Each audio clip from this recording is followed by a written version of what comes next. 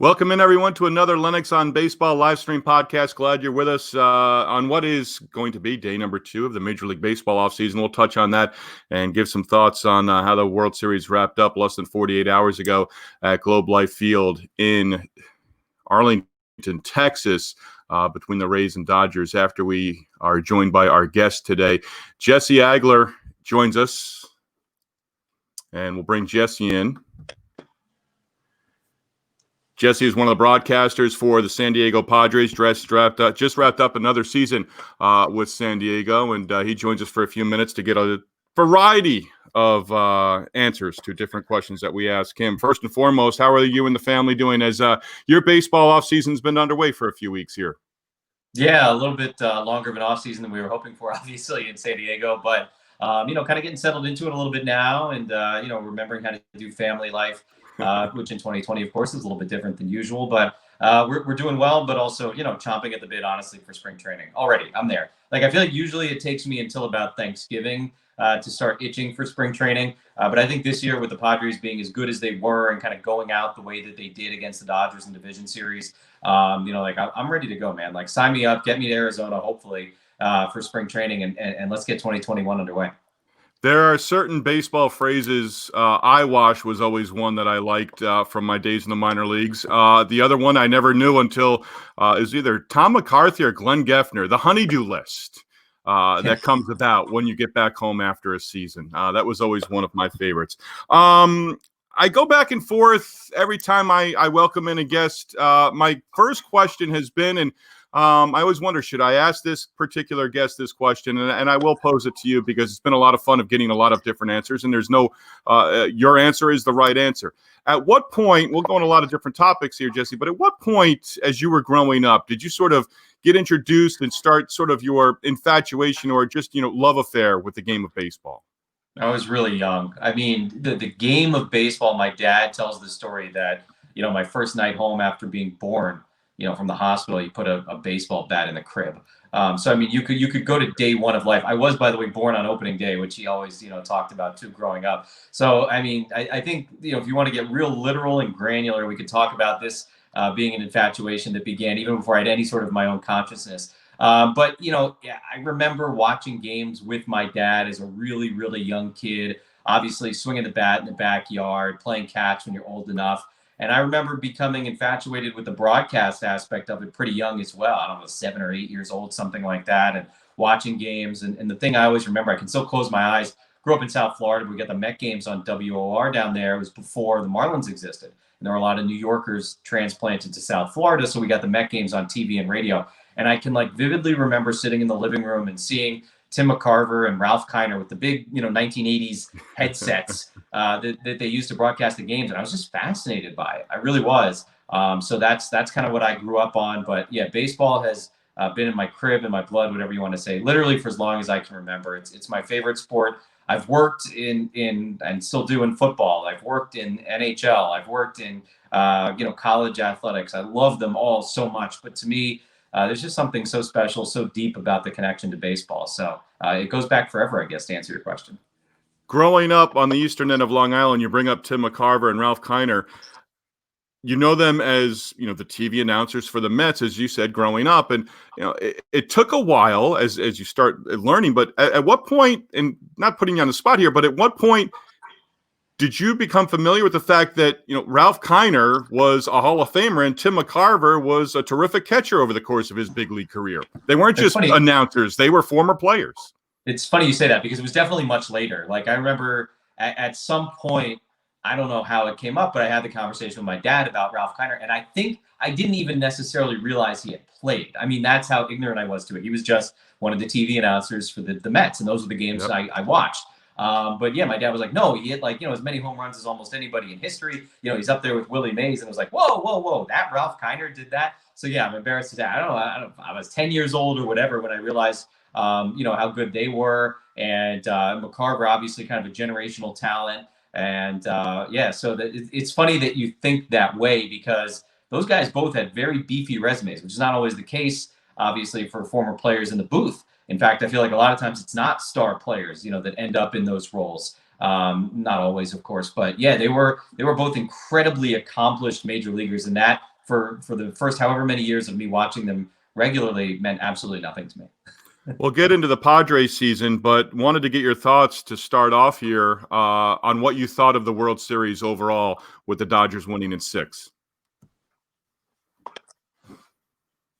I mean, obviously, the Padre fans did not want that outcome, and I certainly understand the way that goes. It was a really, I thought, entertaining series for the most part. I think you saw modern baseball very much on display in terms of how the teams manage their pitching staffs in particular. We can talk all we want, of course, about the decision to remove Blake Snell from Game 6. I think most people agree it wasn't necessarily the greatest move ever, and it didn't work out, and I agree with that. But it was entertaining. That one game was a Game 5 was, I think, one of the best baseball games I've ever watched in my life, and just the crazy ending and the way it seesawed back and forth, and that they, each team, it seemed like, scored, what was it, like 7 of the last 8 half innings, whatever, something crazy like that. It was very entertaining baseball. I think, again, from a Padre perspective, and that's always the lens I see things through first. You were hoping that the Dodgers were not necessarily going to be able to get over that hump at this point, because it would have been really fun going head to head with them, and maybe the Dodgers start feeling that pressure of, oh boy, here come the Padres, and we still haven't won that World Series. But look, they're a great team. I think certainly they were the best team in baseball this year. You can make the argument probably that they were the best team in baseball several of the last however many seasons. And now the Padres, have the opportunity to not just look up at them as a team that's won 8 consecutive division titles, but a team that's the defending World Series champion, and try and knock them off that perch next year. And I know that's something everybody in San Diego is excited to try and do. First playoff appearance for the Padres since 2006 here in 2020. Lose the first game against the Cardinals, come back, win the next 2 in the wild card round, then lose all 3 to the Dodgers. With this team, they've got the influx. They've brought in the guys like Hosmer and Machado over the last few years, but, so much homegrown talent. Do you almost see it a couple of weeks removed from it of that's sort of a step in terms of, okay, we weren't quite ready. We weren't quite there. I always equate it back to, the Chicago Bulls, where, they had to learn how to win, and finally they got past the Pistons. Was this a step? And you get swept in 3, but was this a step for the Padres going in that direction to get deeper in the postseason in the future? Yeah, I don't think there's any question about it. And we were even saying that at the time. And you're not trying to sound defeatist on the air, but you knew, like you said, they hadn't made the playoffs since 2006. They hadn't finished above 500 since 2010. That's an entire decade, like almost like a lost decade of baseball for the Padres, where, yes, the last few years they were building towards what they now have set up at the big league level. But, I mean, they weren't even sniffing this. So it absolutely felt like a step. It was fun. It was a celebration kind of all season long. The fans not being able to be in the ballpark, obviously, was like the ultimate bummer because the atmosphere at Petco would have been so off the charts every night. I think about that second game of the wild card series against the Cardinals, the crazy comeback, with your back against the wall, season on the line. It was just remarkable. And I cannot imagine the electricity that would have been produced from the fans in that game and in so many others over the course of that irregular season, as we kind of jokingly called it. But look, it's definitely a step in the right direction. I think a lot of teams do have to go through that. All right, hey, we've gotten a taste of it. Now it's time to push forward. That's usually, I think, probably an easier narrative than it is an easier reality. But yeah, nonetheless, they do have some postseason experience now for some of those young guys. There's a lot of people on that roster who had postseason experience. That wasn't a new thing for the majority of guys in that lineup. They're kind of like a sneaky, older than you think team. I think everybody kind of thinks about Tatis first, and they should, and he's only 21. He'll be 22 next season. But, Manny's been around. Hosmer's been around. They brought in Mitch Moreland, who's been around. Trevor Rosenthal was closing games. He's been around. So this Jurickson Profar, even though he's still only 19 years old, has been around forever. They had a lot of guys, with a lot of experience. And I think that was, certainly part of their comfort level, having their backs against the walls against St. Louis. But look, they ran into the Dodger team that I said was, I think, the best team in baseball, and they had to go into that series without their top 2 starting pitchers. That's a tall order for anybody. So, yeah, getting swept by the Dodgers leaves a bad taste in your mouth. But if the Padres, I think, would have been able to throw out Mike Clevenger and Nelson Lamet fully healthy in games 1 and 2, it wouldn't have been a 3-game sweep. I don't know what would have happened, but I'm very comfortable saying it would not have been a sweep. Easy to ask, what was different for you and how did you have to sort of adjust on the fly during the season? But one of the things prior to the trade deadline, you and I had kind of gone back and forth, and I kept thinking about you as the Padres seemed to make move after move almost hour by hour before the trade deadline of, you couldn't go into the clubhouse. You didn't have that access like you did in prior years, where you could have gone in and, understood the buzz that was there as, hey, the front office ownership believes in us and they've made these moves to get us better for the postseason. You didn't have something like that this year. So how did you sort of capture how the players felt on broadcasts when those moves were made at the deadline? So first and foremost, I don't think you can capture it well enough, or the way you normally could, I should say. You just can't. So start there. It's not going to be the same, but nothing's the same in 2020. And so you have to make that adjustment and you adapt and you figure out how to make it work. So at that point, you take advantage of all, the Zoom media availabilities that there were. You text some guys off to the side just to get a sense. You try and talk to some other people in the clubhouse on the phone, whatever it might be, just to try and get a little bit of extra, because you're not able to walk down there. One of the great stories for the Padres this year was Jake Cronenworth, who might end up being Rookie of the Year in the National League. I didn't get really an opportunity to talk with him in spring training because spring training is crazy, right? And everybody's there and there's a million new people and you're shaking hands and you're meeting everybody. And then I caught a little bit of a flu bug at spring training. So I stayed out of the clubhouse for like a week. That was right when we started hearing about COVID, and I didn't have it, but I was, I didn't want to bring, an illness of any kind into the clubhouse, thinking, all right, I've got several weeks still, to meet these guys, all of them, and get to know them and everything like that. And then, of course, spring training gets shut down because of COVID. And so, I've never shaken Jake Cronenworth's hand. And here he was, one of, the primary key storyline guys for the Padres this season. And I felt, I don't know, I felt empty, not having any, prior conversation with him to fall back on and to rely on. And I felt bad. I felt guilty that I'm talking all about Jake Cronenworth without actually having spoken to Jake Cronenworth. And again, that was the reality of 2020, and it is what it is. But yeah, there's a lot of stuff that happened. And again, you try and fill in the gaps best you can. But I don't mind saying publicly that Eric Hosmer is a guy I've been able to lean on the last couple of years. And if there was something going on in the clubhouse and I wanted to get a sense of it, I could go to Hos, not to get a quote, not to say, hey man, what's going on with X, Y, or Z, but just to get a feel so that when I talk about it on the air, it's sort of in line with the reality of what's going on in there. And he's not the only one, but he's a great resource. And that was missing this year. So look, you just have to eliminate some of what you talk about, or you scale back some of what you talk about. It was fully a year of adjustments. What's the old baseball cliche? The great ones adjust. And that's what we did. No complaints. Was it ideal? Of course not. Is it something that I would ever want to experience again? Definitely not. But we might have to. And that's just sort of the way of the world right now. And look, I think about people who have been ill or have lost loved ones, or, kids who weren't able to go to school at the end of last year, seniors who missed their proms, their last baseball game, whatever it was. I mean, people are dealing with a lot more difficult things than me not being able to go pester Eric Hosmer at his locker. You mentioned Jake, another one, and Ryan Weathers has been on sort of my radar the last few years because I saw him pitch when he was in high school. He was part of the USA Baseball 18U national team, and his dad, former big leaguer David Weathers, joined us in the booth when we were down in Cary, North Carolina, doing games for MLB.com, and he makes his major league debut this year, and it comes in the postseason. So again, a little wrinkle to 2020 in terms of a guy, one of very few that have actually made their big league debut in a postseason game. Yeah, and what was it, 3 guys this year or something like that, I think, that did it. And again, with the rosters this year, with the lack of minor league season this year, everything was different. Everything was weird. But he looked really good. I'll say this. I think one of the little silver linings, right? We're all in life and in business. We're all talking about silver linings and searching for silver linings in 2020. Some of those younger guys, and he's in that category, being able to be developed maybe outside of rookie ball or low A or even high A, being able to work with the GM, the farm director, all those guys, who work in player development hands-on the entire season, as it were. I know it was only a couple of months.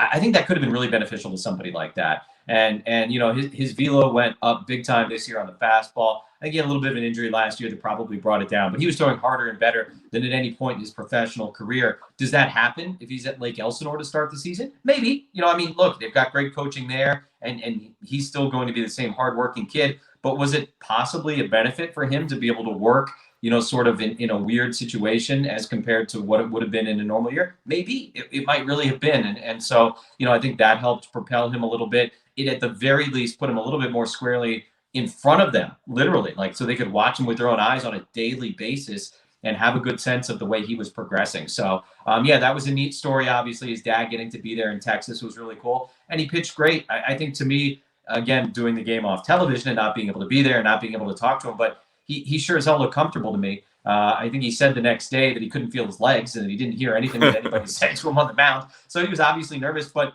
from a pitching standpoint, he didn't look nervous. He didn't act nervous. That's a heck of a credit to him. And that was one of those very, very special 2020 moments, certainly. Asked this question years ago to Bob Carpenter when he was still with the Cardinals organization about what do you see night in, night out with Albert Pujols that someone may only see once a week, in watching him. When you watch somebody day in, day out, night in, night out, in terms of their talent, in terms of what they bring to a ball club. I pose that to you with Fernando Tatis. What have you seen in the time that he's been in the big leagues with the Padres that just sticks out for you? It's funny because he might be the rare guy where the highlight reel does tell the story. It's because he's doing that stuff every night, and it's absurd. No one should be able to do those things every night, but he does. I guess, though, to answer your question more directly, he takes really good at bats. Again, on the highlights, right? You see the diving play at shortstop, you see the crazy base running. You see his ability to somehow get out of a rundown that nobody else would have gotten out of. You see certainly the power and the home runs and the bat flips and the big moments and the emotion, and all of that is there like every single day. It's incredible. He is the heartbeat of this team. But he doesn't take at bats like a 21-year-old. He doesn't. He doesn't chase the way most 21-year-olds chase. He's a remarkably comfortable hitter in the batter's box, and he has the approach of a guy who's been around for 10 years in the major leagues and is like a 300 hitter. That's maybe overstating it a little bit, but he really just looks so comfortable all of the time. He looks like he has a plan. He can make adjustments. He's not thrown off by anything. It's really a lot of fun just to watch him dig into the box and taking it back. Going to try to tie this in together a little bit, but going back to 1984, the San Diego Padres and Kurt Bavakla hitting a home run and blowing kisses around the bases. To present day, you mentioned the bat flips with Fernando Tatis. Younger than your broadcast partner, Ted Leitner. For somebody who doesn't listen on a regular basis to Padres broadcasters, how have you guys gone back and forth, you and Ted, in terms of the celebrations and the personalities coming out with the young guys that are part of the Padres that we talked about so much, seeing them maybe the next day, being from the East Coast in highlights and, what they might have done in a game this year and in the last couple of years? I think, not to speak for Ted, but I think he's moved, as a lot of baseball fans have, in the last couple of years. I think Ted was always sort of a traditionalist and old school. As you said, he's 70 something years old. He's been around baseball his entire life. Grew up going to Yankee Stadium and, revering Mantle and those kinds of guys who just kind of put their head down, shook hands after a home run and headed back to the dugout. But, like everybody whose eyes are open, he realizes the game not only is changing, but has changed. The conversation to me about bat flips feels a little bit like the conversation we were having about analytics maybe 5 years ago. Like the analytics war is over. Like this whole conversation about, are you a numbers guy or a scout guy? Are you an eye test or numbers test? Everybody is everything right now. Even the most traditional front offices, and there aren't many that even fall into that category right now, they still use numbers way more than any team did like 15 years ago.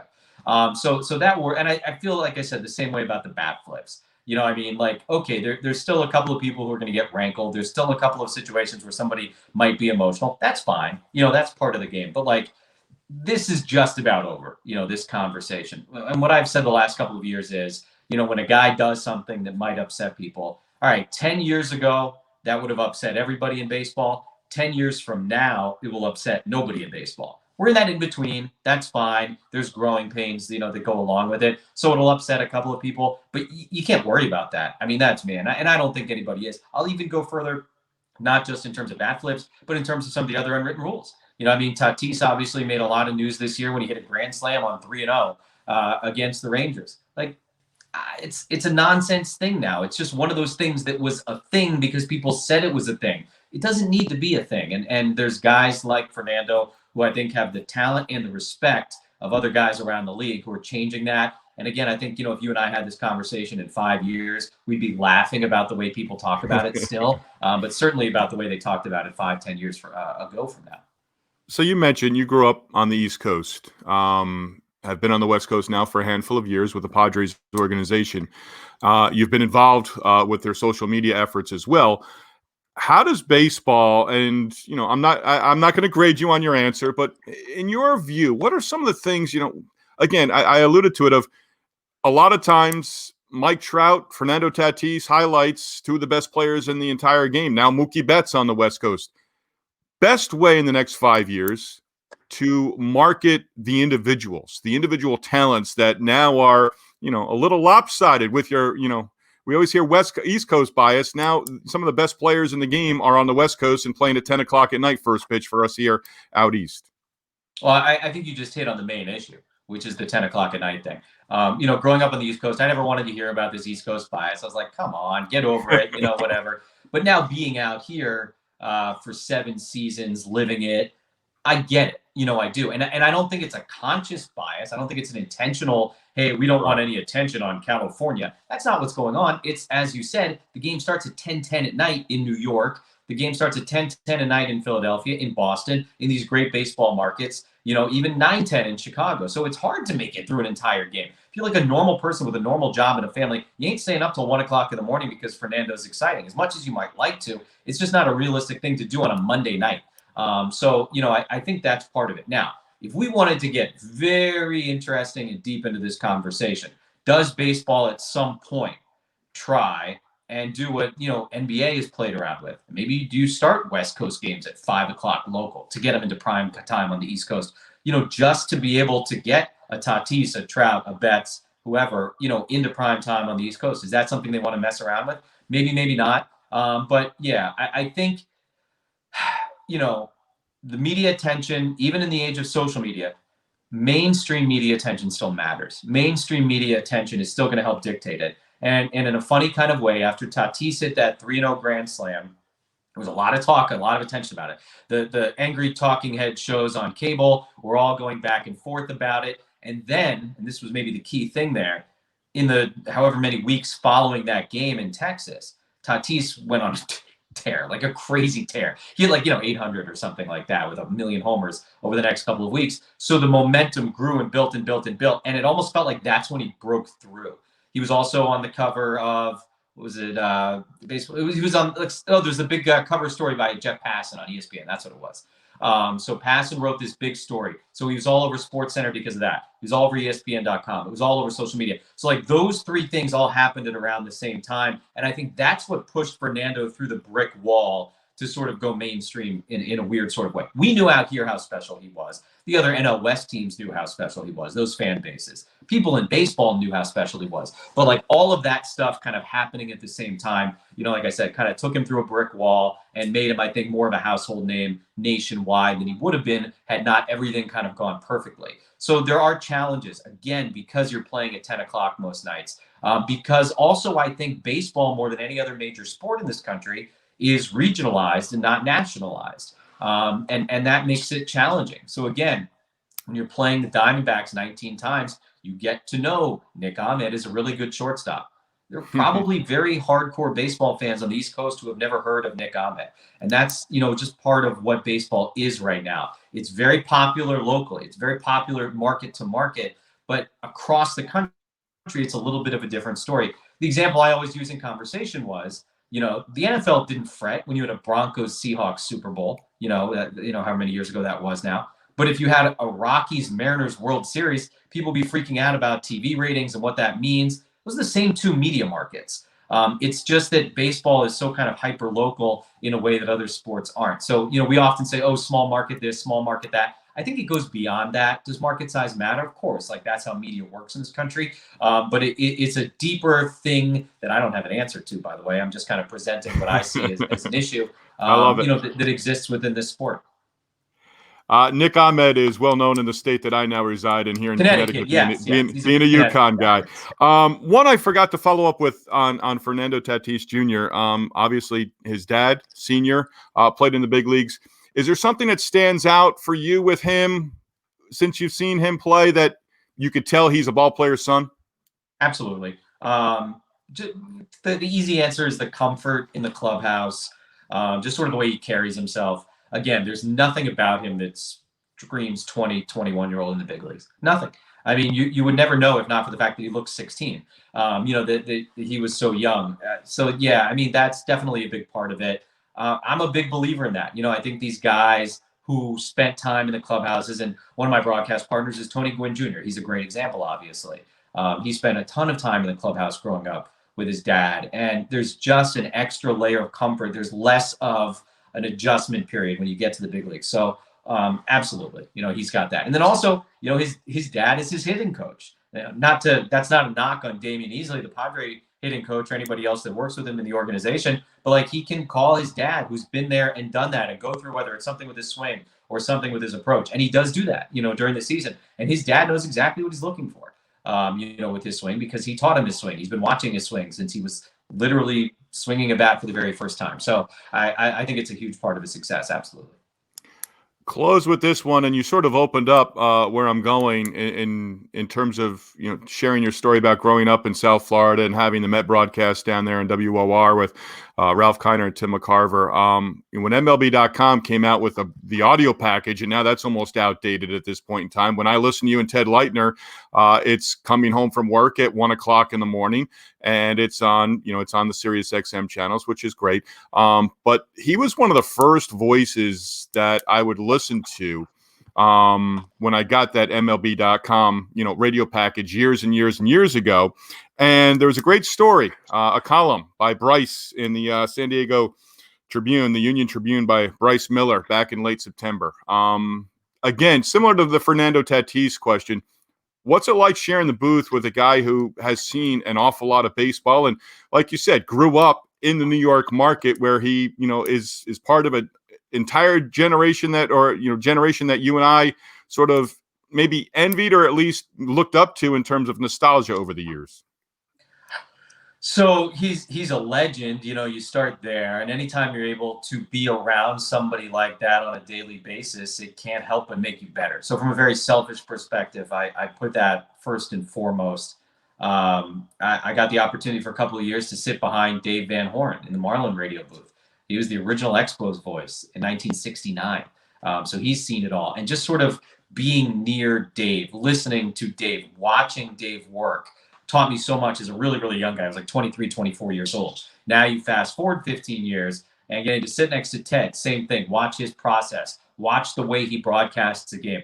It's very easy when you're in the car or you're at home watching on TV. You're kind of listening maybe in the background, or you're thinking about something else. You're just sort of listening for key moments or words. You hear the crowd get bigger. You hear the announcer get loud. You know something's happening. So you want to listen a little bit more carefully. But when I'm next to these guys, listening to them, I'm studying each and every word. I'm locked in on everything they're saying so that I can really understand, oh, that's a great way to pass the time while, the guy's going to get a new bat after he breaks it. Or if the pitcher's going to take one of those endless walks around the mound, that takes 40 seconds in the middle of an at-bat. That's a great way to fill that time without getting too far away from the game, but while keeping things compelling and interesting. That's a cool way he described what is a routine ground ball. All that kind of stuff, you learn, and so it's just such a thrill. But what you're alluding to is like the neat aspect of being from such different eras, but still loving baseball. So it's kind of neat. It feels, I think, to a lot of people, I've had fans say this to me, and it's perhaps the ultimate compliment. Listening to Ted and me is like, a younger person will come up to me or on social media and be like, it sounds like the conversations I have with my dad about baseball. Like, he's a little more old school, I'm a little bit more new school, and like, oh my gosh, like, it gives you chills, right? Like that's the best thing you could possibly hope to emulate, because that's what makes baseball so special. That's the connective tissue of this sport that I think separates it from all the others, is that it lends itself to those conversations, whether it's about bat flips or something else. Like, you can disagree with your dad or your uncle, your mom, your grandma, whoever taught you the game, whoever, helped you learn to love the game at a young age. And to be able to have those conversations with Ted, and to have people kind of like smile and nod around and be like, oh, I associate my beliefs with this guy or with that guy, is really neat and fun. And I think it's, like anything else in entertainment, and what we do is entertainment, of course. If everybody agreed about everything, it wouldn't be all that fun. So it's very special to be able to share the booth with him, certainly. Absolute pleasure. Thanks so much for sharing some thoughts with us, taking some time with us. Enjoy your baseball offseason. Hopefully, we can catch up with you down the line. And maybe it's talking about some Padre offseason moves come February. I would expect there to be at least some. Absolutely. Thank you. Maybe not daily, but maybe one a week once we get into December. Jesse, thanks so much. You got it. My pleasure, Steve. That is Jesse Agler joining us here on our Lennox on Baseball live stream podcast. Great stuff. And I've gotten to know Jesse through some phone conversations in recent years, but started knowing his name through a couple of friends from my days in the minor leagues. They all had ties to the University of Miami. Jesse, friends Dan Lang and Kyle Berger, also from the university, from the U, if you will.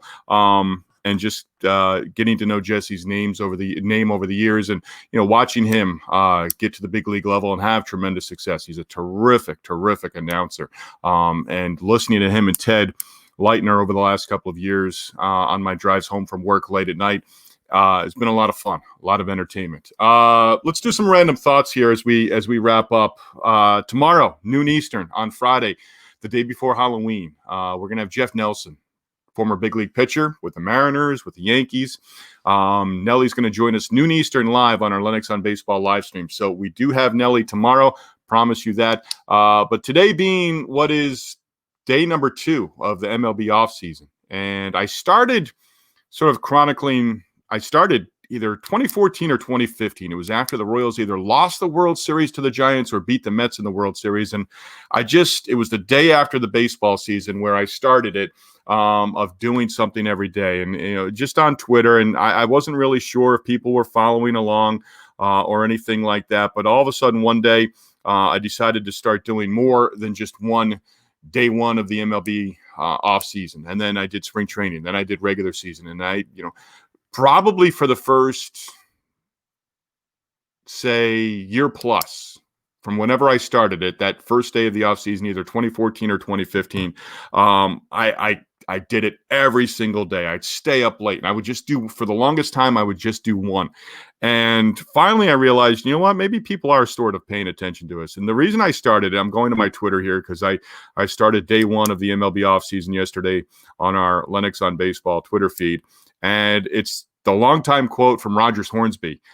People ask what I do in the winter when there's no baseball. I tell you what I do. I stare out the window and wait for spring. There's that quote. There's the quote about opening day from Joe DiMaggio, thinking, like it's Christmas Day. Those two quotes always bring a smile to my face. So we are now day 2 of the MLB offseason, and we'll see how things go here going forward. But that's where that started, and I continue it to this day. But for a long time, I only did one a day. And then on one particular day, I started doing multiple. And at first, when I started into the baseball season, it would just be one to sort of either summarize a couple of team accomplishments or individual accomplishments on that particular day of the baseball season. But then I started doing multiple, and I'll do 3 or 4 or 5 sometimes a day. Depends on the day, depends on the mood, depends on if something, sort of strikes me that I want to share with people. But one day when I started doing a second one or a third one, one of my former bosses, Jim Jenks with MLB.com, who's given me great opportunities over the years doing USA baseball events and National High School Invitational down in Cary, North Carolina, said, no, you only do one. So that was the first time where it was, okay, somebody is at least looking at these. And then one day in the hallway in Bristol, Connecticut at ESPN, it was, hey, Lennox, what day of the off season is it today? And then I got it again from somebody else a few days later, and I've just enjoyed doing it in my own way, and that's what we'll sort of do here in the baseball off season. But getting back to Game 6 of the World Series, want to touch on that for just a moment. And there's actually another one that I want to bring up that I've included on Twitter. Then we'll wrap up here. This is from David Adler, and I retweeted this the other day. Listen to this real quick. The idea of analytics said pull Snell, like Snell, the Rays the other night in Game 6 of the World Series. The idea of analytics said pull Snell is not true.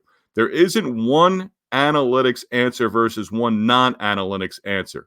The Rays pulled Snell. Another team might have looked at their data, even the same data, and let him stay in the game. All teams use data. it doesn't lead to a universal decision. So reading that off the phone and off my Twitter feed at Lennox on Baseball. And Jesse sort of said that too. Every team uses numbers. Every team uses numbers in a different way. And it's how you use those numbers. Maybe in the future, he's not so quick to do that. Kevin Cash of the Rays the other night. You knew it was coming. You understood that it was coming. And I alluded to it last week. A pitcher isn't allowed to get into trouble and then work himself out of trouble. I think that's a part of what so many old school baseball people have difficulty with right now, is the fact that they're not letting pitchers go through it. And Snell, to his credit, hey, he was upset with it. And he said, and I use the quote, he wasn't going to second guess his manager, but he didn't like it. The move sucked. That's what he said after the game in his quote in the post-game press conference after Game 6 of the World Series on Tuesday night. If he had gone out there and said, hey, it's the manager's decision, I respect it, and we move on and learn from it, I think he would have been just sort of glossing over it and not really having the emotion of the moment. I think he had the emotion of the moment.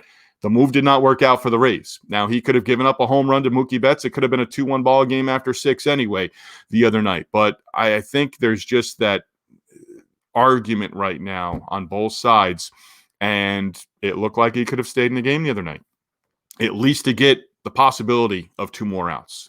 Didn't happen. And it sent the Twitter world upside down. It certainly did. Overall, 4-2. I would have loved to have seen a Game 7. It would have been the 5th time in the last 7 years where we had a Game 7 in the World Series. Did not happen, but the Dodgers win their first World Series since 1988.